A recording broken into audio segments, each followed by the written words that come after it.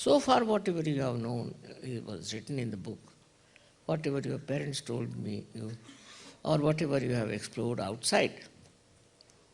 But the knowledge which is the purest, which is the real knowledge, which is the jnana, that you can only get through your ascent and establishing yourself properly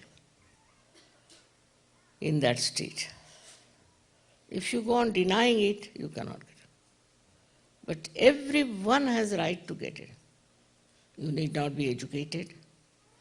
You need not be a very simple person. You need not be very rich or poor. Makes no difference as long as you are a human being and a humble human being, thinking that you have to achieve that state. You all can get that state which you know very well. And at that state, you become absolutely knowledgeable. Knowledgeable about yourself, knowledgeable about others, knowledgeable about everything that goes around.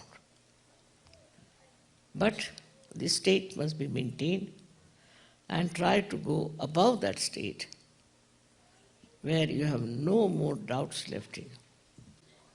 But what he knows is the knowledge about your being, knowledge about the whole universe, which is not how many stars there are or how many universes there are. No. It is the subtle inner personality of everything he knows. In that subtlety, he discovers so many new things which he may not even heard about. And thus you reach a state of great knowledgeable personality. This is what we have to achieve. We are born as human beings and we know so many things already. People know so many things, but they don't know the actual. This knowledge doesn't come through your reading or through your intellectual pursuit or for your emotional movement, no. It is Shaswat, it is all the time there. It exists, it will exist. And it is just to be understood, just to be known to yourself what it is. It cannot change. It cannot be remolded. It is what it is. And that is what you know now. Now this happening of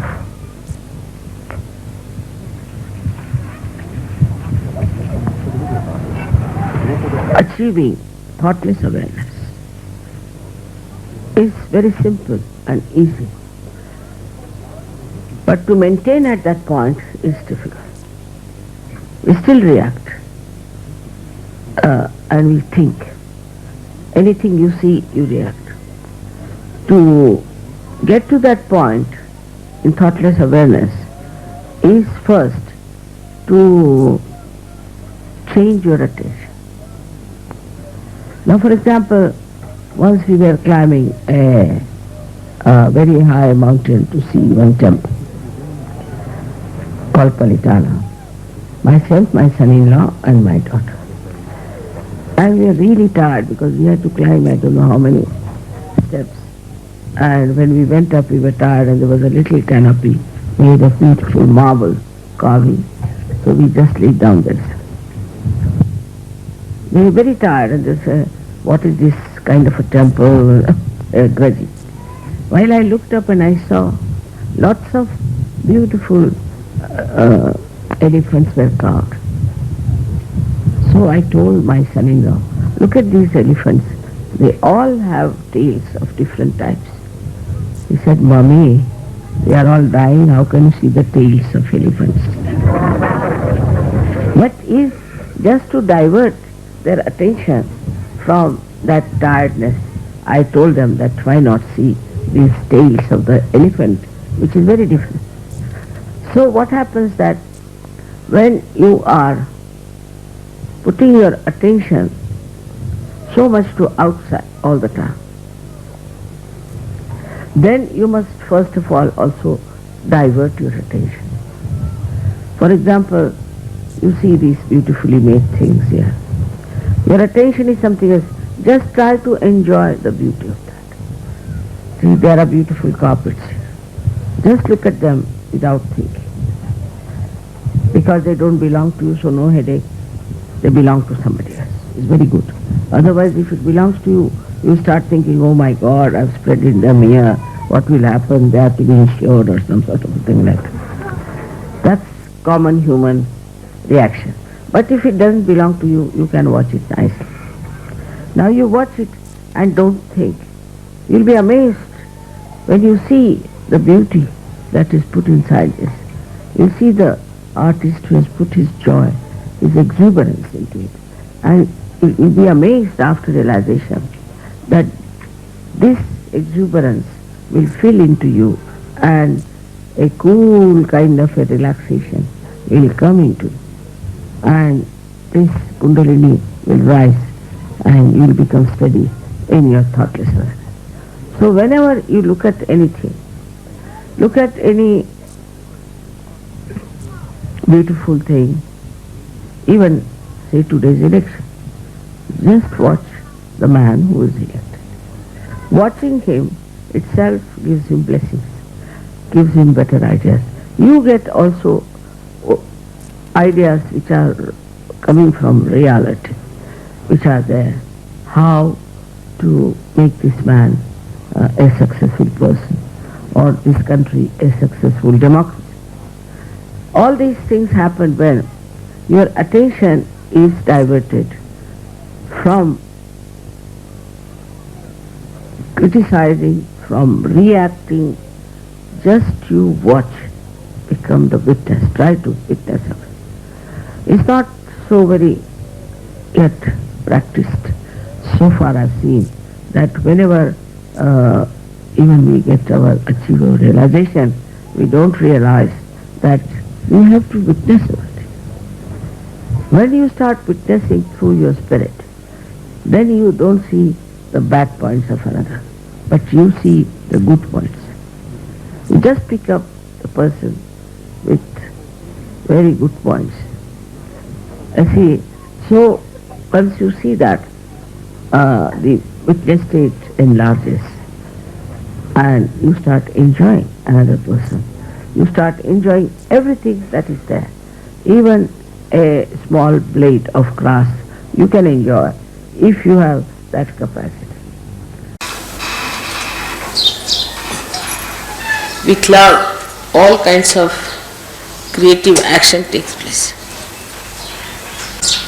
And as love will increase, your creativity will develop. So the basis of all creativity of Saraswati is love. If there is no love, there is no creativity. It's even in the deeper sense. If you see, people who have created all the scientific things are also out of love for the masses, not for themselves. Nobody has produced anything for themselves. If they make something for themselves, it has to become for universal use, otherwise it has no meaning. So all the activity on the right hand side of Saraswati basically has to end up in love, starts with love and ends up in love. Whichever does not end up in love coils up and finishes up. It just disappears. So you can see that even matter which is not used for love just finishes. The basis has to be love. Otherwise, all such matter that we create, which has angularity, which is not fitting into the mass media, which is not appealing to the masses, of course, it takes time. We have seen that it takes time. But it does. has that tendency always to disappear in the thin air as soon as you find it does not appeal to the masses. Now this love that we talk of, this great love of God we talk of, we know that it for definite through vibrations. People do not have vibrations, but still they can feel the vibrations in a very unconscious way. All the great paintings of the world have vibrations. All the great creative works of the world have vibrations. Only those who have vibrations have been sustained by time. Otherwise all other things are destroyed. There must have been monuments and horrible statues and horrible things that have been created long time back, but were all destroyed by nature and they could not stand the impact of the kala, that is the destructive power of time. So all that is sustaining, all that is nurturing, all that is ennobling comes from this sense of love which is within us, very much developed, but within others also who are not yet realized. Ultimately the whole world has to realize that one has to go to that ultimate love of God, otherwise it has no meaning.